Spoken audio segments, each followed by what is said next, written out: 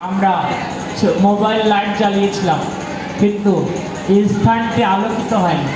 এখন লাইট জ্বালিয়েছি তবুও আংশিক আলোকিত হয়েছে, কিন্তু আগামীকাল যখন সকালের সূর্য উঠবে তখন কি হবে? পূর্ণ আলোকিত হবে। তো এই জগতে মানুষ যে পূর্ণ কর্ম করে, পূর্ণ কর্মগুলো হচ্ছে এরকম ছোট ছোট লাইট জ্বালানোর মতো। এই লাইট কিন্তু পুরোটা আলোকিত করছে না। দেখুন এইটুকু জায়গা আলোকিত আছে, ওপাশে অন্ধকার। তো পূর্ণ কর্মটাও এই একটু আলোকিত করে, কিন্তু কৃষ্ণ ভাবনাময় কর্ম এটি পূর্ণ আলোকিত করে। তাই শাস্ত্রে বলা হচ্ছে যে কৃষ্ণ সূর্য সম মায়া হয় অন্ধকার, যাহা কৃষ্ণ তাহা নাই মায়ার অধিকার। কৃষ্ণ হচ্ছেন সূর্যের মতো আর মায়া হচ্ছে অন্ধকার স্বরূপ। তো যখন কৃষ্ণরূপ সূর্য কারো হৃদয়ে জাগ্রত হয় তখন মায়ারূপ অন্ধকার সেটা বিনাশ প্রাপ্ত হয়। তো আপনারা দেখুন সারা বিশ্বব্যাপী কত পাপি তাপি মানুষ যারা মানুষের মাংস খায়, কত জঘন্য। সেই সমস্ত আফ্রিকান মানুষেরাও এখন কৃষ্ণ ভক্ত, অত্যন্ত নিকৃষ্ট স্বভাবের মানুষ, তারা এখন কৃষ্ণ ভক্ত। তো কিভাবে হচ্ছে? এই কৃষ্ণকে, কৃষ্ণের সেবা করা, কৃষ্ণের নাম করা, কৃষ্ণের প্রসাদ গ্রহণ করা, এই প্রক্রিয়াগুলোর মাধ্যমেই এই সত্তা পবিত্র হচ্ছে। লক্ষ্মীরা কত পাপী ছিল, কত মানুষকে পথভ্রষ্ট করেছে। তো সেই লক্ষ্মীরা যখন 3 রাত্র মাত্র হরিদাস ঠাকুরের সঙ্গ লাভ করলেন, তার পাশে বসে তার শ্রীমুখ থেকে কৃষ্ণ নাম শুনলেন, সে লক্ষ্মীরা জীবনের পরিবর্তন হলো। আপনারা জেনে অবাক হবেন, সেই লক্ষ্মীরা তিনিও 3 লক্ষ নাম জপ করতেন প্রতিদিন। মাথা মুন্ডন করে ও সেই আশ্রমে আমাদের এই বেনাবলে পাঠ করে, সেখানে উনি বসে 3 লক্ষ নাম জপ করতেন। তা আমাদের জীবনে কখন যে ভগবানের কৃপা হবে আমরা জানি না, কিন্তু ভগবানের কৃপা পাওয়ার জন্য প্রয়াস যদি না থাকে সেটা হবে না, প্রয়াস থাকতে হবে। অনেকে বলে যে যখন ভগবানের কৃপা হবে তখন আমি ভগবান ভক্তি করব, এই ধারণাটা ভুল। ভগবান কৃপা করে রেখেছেন, আমাদের আগ্রহ যখন হবে তখন ভগবানের কৃপাটি আমাদের প্রতি আসবে। তাই আমাদের প্রার্থনা করা উচিত ভগবানের কাছে যে হে ভগবান, আমি যেন তোমার ভক্ত হতে পারি। তো যখন জগন্নাথ দেব রঘুকে বললেন যে দেখো তোমার কর্মফল তোমাকে ভোগ করতে হবে, আমি যদি তোমাকে সুস্থ করে দিই তাহলে তোমার কর্মফল ভোগ করা হবে না। তো লক্ষ লক্ষ জন্মের কর্মফল আমাদের রয়েছে। ভক্তির সমৃদ্ধ সিদ্ধ গ্রন্থে শ্রী রূপ গোস্বামী পাদ বলেছেন যে 4 রকম পাপ কর্মের ফল মানুষকে ভোগ করতে হয়: প্রার্থ, অপ্রার্থ, ফলোন্মুখ এবং বীজ। প্রার্থ পাপ কর্ম কি? যেটা আমরা ভোগ করছি এখন, যে পাপ কর্মের ফল। অপ্রার্থ মানে কি? যেটা এখনো ভোগ করা হয়নি। ফলোন্মুখ মানে কি? যে কোনো সময় ভোগ করা লাগবে পাপ কর্মের ফল। আর বীজ যেটা খুব গভীরে থাকে, দেখবেন একটা গাছ কাটলেও বহুদিন পর সেখান থেকে শিকড় বের হয়। এইভাবে আমাদের হৃদয়ে পাপময় পূর্ব জীবনের বীজ রয়ে গেছে, যার জন্য আমরা ভক্ত হতে পারি না।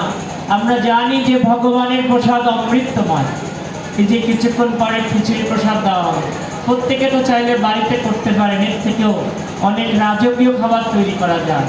কিন্তু কেন সবাই অত্যন্ত কষ্ট করে লাইন দিয়ে এই প্রসাদ নেন? কারণ এটা অত্যন্ত মাহাত্ম্যপূর্ণ আমরা জানি, কিন্তু জেনে আমরা কেন করতে পারি না গিয়ে এই কাজগুলো?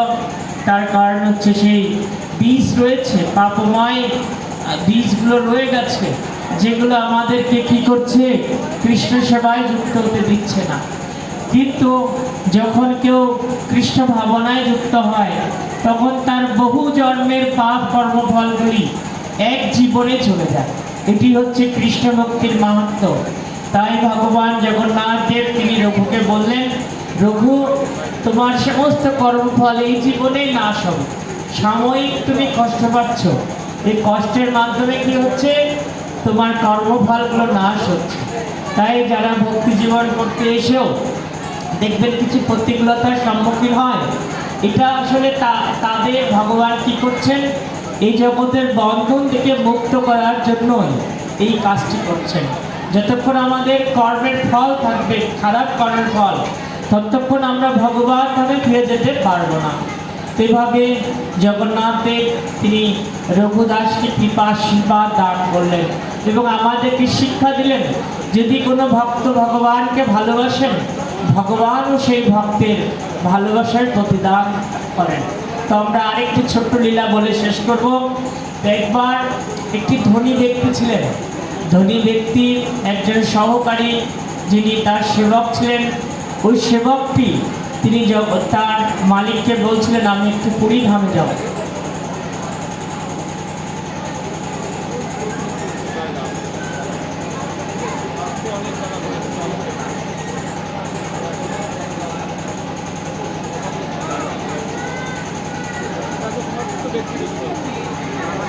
সেটাকে বলা হয় বৃন্দাবন। ভগবান কৃষ্ণ তিনি 11 বছর বৃন্দাবনে ছিলেন, তারপরে মথুরা দ্বারকাতে চলে গেছিলেন। তো পরবর্তীতে গোপীরা তারা কুলক্ষেত্র নামক স্থানে গিয়ে পুনরায় কৃষ্ণের সাথে মিলিত হয়েছিলেন এবং কৃষ্ণকে রথে করে বৃন্দাবনে নিয়ে এসেছিলেন। তো এই রথযাত্রাটাও ভগবানকে সে দ্বারকা থেকে বৃন্দাবনে আনা হয়। যারা ভগবান জগন্নাথের সাথে এভাবে এই বৃন্দাবনে আসেন, তাদের কি হচ্ছে, বৃন্দাবনের ফিরে যাওয়ার যাত্রাটা শুরু হচ্ছে জীবনে।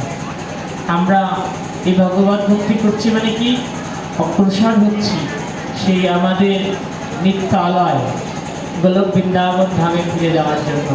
তো সেটা আমাদের যারা আপনারা এইভাবে নিত্য ভগবানের কাছে আসছেন, শাস্ত্রে বর্ণনা আছে, যারা পায়ে হেঁটে ভিডিও থেকে আসেন, এক এক কদম অগ্রসর হন ভগবানকে দর্শন করার জন্য, তারা কোটি কোটি অশ্বমেধ যজ্ঞের ফল লাভ করেন।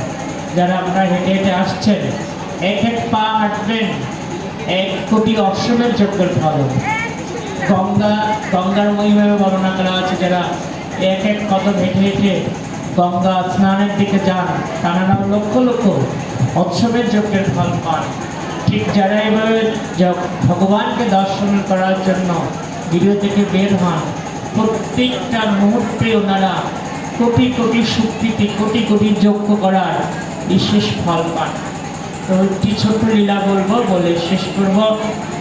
সেটা হচ্ছে ধনী ব্যক্তি, সেই যিনি ভৃত্য, উনি তার মালিকের কাছ থেকে অনুমতি নিলেন যে উনি পুরী ধামে যাবেন ভগবানকে দর্শন করার জন্য। তো সেই মালিকটিও ভগবানের ভক্ত ছিলেন। তো উনি 100 টাকা তার সেই সহকারীকে দিলেন, দিয়ে বললেন যে তুমি এই টাকাটি ভগবানকে অর্পণ করে। তো সে সময় 100 টাকার অনেক মূল্য, এখন 100 টাকা, তখন 100 টাকা অনেক মূল্যবান ছিল। তো সেই সহকারী ভৃত্যটি উনি সেই 100 টাকা নিয়ে যাত্রা শুরু করলেন। তো যাত্রা করার পরে বহুদিন হেঁটে হেঁটে যাচ্ছেন। পথের মধ্যে যখন কোনো অঞ্চলে উনি থাকতেন, ভক্তদের দুর্দশা দেখে উনি ওই টাকা থেকে ভাঙিয়ে ভাঙিয়ে তাদের সেবা দিতেন। এভাবে ওনার 100 টাকা থেকে 98 টাকা খরচ হয়ে গেছিল। আর পুরীতে পৌঁছানোর পরে মাত্র 2 টাকা অবশিষ্ট ছিল। তো তিনি সেই 2 টাকা নিয়ে উনি ভগবানকে অর্পণ করেছিলেন।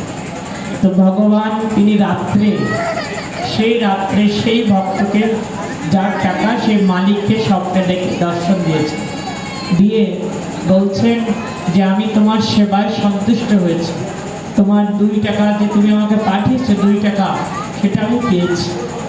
তো এই স্বপ্ন দেখে উনি অবাক হয়ে যাচ্ছেন, আরে আমি তো 100 টাকা পাঠিয়েছিলাম, আর আমার এই কাজের লোকটি তো খুব সৎ ছিল, তাহলে সে কেন এভাবে ভগবানের টাকা মেরে নিল? উনি চিন্তা করতে পারছেন না যে এটা কীভাবে হলো। তো তারপর ওনার আনন্দ লাগছে যে জগন্নাথ ওনাকে স্বপ্নে দেখিয়েছেন এবং বলছেন যে আমি তোমার সেবায় সন্তুষ্ট হয়েছি। তো ওই যে ভৃত্যটি বহুদিন পরে যখন জগন্নাথকে দর্শন করে ফিরে এলেন, আসার পরে মালিক জিজ্ঞাসা করলেন যে দেখো, তোমার তো কোনো আসামি অপূর্ণ রাখেনি, তাহলে কেন তুমি এভাবে জগন্নাথের টাকাটি তুমি আত্মসাৎ করলে? তুমি কেন জগন্নাথকে পূর্ণ টাকা দিলে না? তুমি কেন জগন্নাথকে বঞ্চিত করলে? তো আমি একটু ভুল করেছি। জগন্নাথ দেব তিনি বলছেন যে আমি 98 টাকা পেয়েছি তোমার টাকা, সেই ধনী ব্যক্তিটিকে বললেন। তো তখন উনি ভাবছেন যে 2 টাকা কেন দিল না, 98 টাকা উনি গ্রহণ করেছেন ভগবান। তো তখন সেই ভৃত্যটি বুঝে উঠতে পারছেন না, উনি তো 2 টাকা দিলেন ভগবানকে আর 98 টাকা ভক্ত সেবায় দিয়েছেন। তো তখন উনি বুঝলেন, তখন ওই ভৃত্যটি মালিককে খুলে সব কিছু বললেন যে হে প্রভু, আমি যখন যাচ্ছিলাম পরিধামে তখন পথের মধ্যে অনেক গরিব ভক্তদেরকে দেখে আমার মন কান্না করছিল, তাই আপনার দেওয়া টাকা আমি ভাঙিয়ে তাদেরকে সেবা দিয়েছি। আমি মাত্র 2 টাকা ভগবান জগন্নাথকে দিয়েছিলাম। তো ভগবান জগন্নাথ দেব কয় টাকা গ্রহণ করেছেন? 98 টাকা। মানে ভক্ত সেবার জন্য যে টাকাটা দেওয়া হয়েছে ভগবান সেটা গ্রহণ করেছেন, আর যে 2 টাকা দেওয়া হয়েছে ওই 2 টাকা উনি গ্রহণ করেননি। তার মানে কি, ভগবান কিসে প্রসন্ন হন? তার ভক্ত সেবায়। ভক্তাধীন ভগবান। যখন কেউ ভগবানের ভক্তের সেবায় অংশগ্রহণ করেন তখন ভগবান অত্যন্ত প্রসন্ন হন। তো আরেকটি কথা, ছোট্ট কথা কাহিনী বলবো। তো একবার খুব এক ধনী একটি ব্যক্তি পুরীধামে গিয়েছেন বহু বছর পূর্বে, অত্যন্ত ধনাঢ্য ব্যক্তি। তো ওনার অর্থের গরম আছে, অর্থশালী তো বিত্তশালী ব্যক্তি। তো এরকম অর্থের জন্য বিভিন্ন সেখানে সেবকদের সাথে অভিজাত্য দেখাচ্ছেন যে তিনি যে অনেক টাকার মালিক সেটা বোঝানোর চেষ্টা করছেন। তো কোনো একটি পান্ডা তাকে নিয়ে সেই ভগবানের যেখানে আনন্দবাজার প্রসাদ বিক্রিরা সেখানে নিয়ে গেছেন, নিয়ে দেখাচ্ছেন যে দেখুন এই ভগবানকে 56 প্রকারের ভোগ দেওয়া হয়, আপনি যদি পারেন একটু জগন্নাথের সেবা করতে পারেন। তো ওনার তো একটা আলাদা অহংকার আছে, উনি বলছেন আমি একটি আইটেম দিতে চাই আগামীকালে ভগবানের সেবায়, তবে আমি 1 লক্ষ টাকা দিব, 1 লক্ষ টাকা একটি আইটেম তোমাদের দিতে হবে। সব অবাক হয়ে গেছে, আর এই 1 লক্ষ টাকার আইটেম কীভাবে দিব? কারণ সেই সময় 1 লক্ষ টাকার অনেক মূল্য। ওই লোকটা তার আভিজাত্য প্রকাশ করতে চেয়েছে যে আমি 1 লক্ষ টাকা দিব, কীভাবে নিতে পারে দেখি ভগবান জগন্নাথ দেব তিনি কীভাবে আমার 1 লক্ষ টাকা নেয়। তো সবাই মানে আর কিছু বলতে পারছে না। তখন যিনি প্রধান পূজারী তিনি বলছেন আপনি অপেক্ষা করুন, আমি জগন্নাথ দেবের কাছে জানতে চাইব যে কীভাবে তিনি এই 1 লক্ষ টাকার সেবাটি গ্রহণ করবেন। তো এখনও পুরীধামে এই বিষয়টি আছে, যিনি হেড পূজারী যখন কেউ ভালো সিদ্ধান্ত পায় না তখন কি হয়, হেড পূজারী তিনি উপবাস করেন, একদিন পূর্ণ উপবাস, নির্জলা উপবাস করে ভগবানের কাছে প্রার্থনা করেন। আর ভগবান রাত্রে স্বপ্নে আদিষ্ট করেন যে এইটা করবে। যখন সিদ্ধান্ত নিতে পারে না তখন তারা ভগবানের শরণাগত হয়। এই জগন্নাথ এই কাঠের শুধু বিগ্রহ নয়, এই সাক্ষাৎ ভগবান এখানে অবস্থান করছেন। যে জগন্নাথ আপনারা দর্শন করছেন, আমি 2013 সালে প্রথমে খুলনাতে এসেছিলাম ঢাকা থেকে। তো ওই জগন্নাথ দেব আসার পূর্বে আমাদের মন্দিরে কল্লামারিতে ব্যবস্থাপনা খুব সংকীর্ণ ছিল, অত্যন্ত নিম্ন সুবিধা ছিল। যারা 13 সালের দিকে মন্দিরে গিয়েছেন তারা জানেন। তো যখন এই জগন্নাথ দেবকে আমাদের গৌরেশ্বর প্রভু তিনি নিয়ে আসলেন, তখন জগন্নাথ দেব আসার ঠিক 1 মাসের মধ্যে আমরা যে মন্দিরটাতে জগন্নাথ দেবকে রেখেছি, এক বড় বাজেট আসলো প্রায় 60 লক্ষ টাকার মতো। এবং সেই বাজেট দিয়ে মন্দিরটা এখন হয়েছে। পরবর্তীতে আরও অনেক কাজ হয়েছে। আমি যখন প্রথমে এসেছিলাম খুলনাতে, তখন দেখেছি যে ভক্ত সংখ্যা অত্যন্ত কম ছিল। আমরা রথযাত্রা যখন করেছি তখন আমরা মাত্র 2 ড্রাম খিচুড়ি করতাম, কিন্তু এবার আমরা 10,000 ভক্তের প্রসাদ করেছি রথের দিন, তাও শেষ। রাত্রে আবার 2,000 ভক্তের প্রসাদ করেছি, সেটাও শেষ। তাহলে দেখুন কত প্রচার বেড়েছে। কয়েক হাজার মানুষ এখন কৃষ্ণ ভক্তি করছে। কমপক্ষে 1,000 মানুষ এখন দীক্ষা নিয়েছে জগন্নাথের আসার পর। তো কোনো কিছুকেই জড় মনে করা যাবে না। যদি আপনার দৃষ্টিটি পবিত্র থাকে তাহলে আপনি এই ভগবানের মধ্যে অনেক মাধুর্য আস্বাদন করতে পারবেন। কিন্তু দৃষ্টির মধ্যে যদি কুলসতা লুকিয়ে থাকে তাহলে ভগবানকে দেখা যাবে না। দুর্যোধন যখন কৃষ্ণকে গ্রেপ্তার করার নির্দেশ দিল, তো কৃষ্ণ কি করলেন? তার বিশ্বরূপটি প্রকাশ করলেন দুর্যোধনের সামনে, কিন্তু সেটা দেখেও দুর্যোধন ভগবানের ভগবত্তাকে বুঝতে পারেনি। তো ঠিক এরকমভাবে যাদের হৃদয়ে এরকম দুর্যোধনের মতো আসরিক ভাব রয়েছে, তারা ভগবানকে বুঝতে পারে না।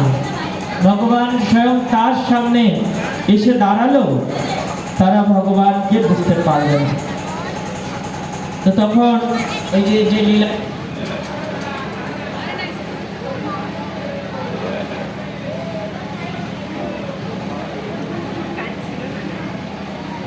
তিনি স্বপ্নে পূজারীকে আদিষ্ট করলেন। কি আদিষ্ট করলেন? যে ভগবানের 56 ভোগ অর্পণ করার পরে 3টি পানের খিলি ভগবানকে দেওয়া হয়।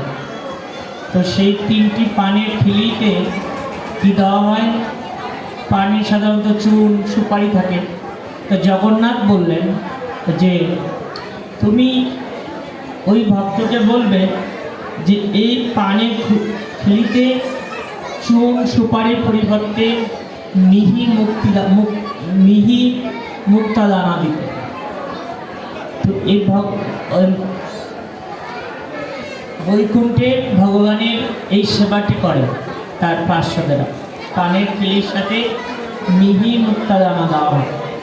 তো এই মিহি মুক্তাদানা এই জগতে দুর্লভ।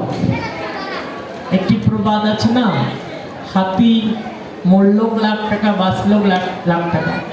হাতির মস্তক থেকে এই মিহি মুক্তাদানা পাওয়া যায়। পরবর্তী দিন পূজারী জগন্নাথ সেই দাম্ভিক ব্যক্তিকে বললেন, জগন্নাথ আদিষ্ট করেছেন আপনাকে একটি পানের খিলি দিতে। আর তৎক্ষণাৎ ওই ব্যক্তির অহংকারটি চূর্ণ হলো। উনি বুঝতে পারলেন যে আমার এই সম্পদ ভগবানের কাছে কিছু নয়, আমার এই অহংকার পতন হওয়া উচিত। তিনি তৎক্ষণাৎ জগন্নাথের চরণে সমর্পিত হয়ে নিজের এই দাম্ভিকতার জন্য ক্ষমা ভিক্ষা চাইলেন। দেখুন, আমাদের যা কিছু আছে এই সব কিছু ভগবানের। আমরা উপভোগ করছি, ভগবান হৃদয় আছেন বিদায় উনি চলে যাবেন, কোনো মূল্য নেই। লক্ষ্মী সহস্র শত সম্ভ্রম সেব্য মানম, সহস্র সহস্র লক্ষ্মী দেবী সসম্ভ্রমে ভগবানের সেবা করছেন। তাই কেউ এরকমটি ভাববেন না যে আমার টাকায় এটা চলছে, আমার টাকা রথ হয়েছে, আমার টাকায় মন্দির হয়েছে। এটা ভাববেন তো সব নষ্ট হয়ে গেল। ভগবান করুণা করে আপনাকে দিয়েছেন, আপনি এটা আপনার সৌভাগ্য, পূর্বজন্মের স্বীকৃতি ছিল, যার ফলে আপনি ঠিক পেয়েছেন। কিন্তু স্বীকৃতিটা কখন নষ্ট হয়? যখন অহংকার আসে। অহংকার অত্যন্ত খারাপ। তো যদি আমরা ভালো কৃষ্ণ ভক্তি করি, গ্রন্থ অধ্যয়ন করি, শ্রবণ করি, তাহলে অহংকারটি আমাদের থাকবে না। শুধু ভক্তমণ্ডলী, আমাদের পাঠ আলোচনার শেষের পথে একটি দুটি ঘোষণা রয়েছে। সেটি হচ্ছে যে আমাদের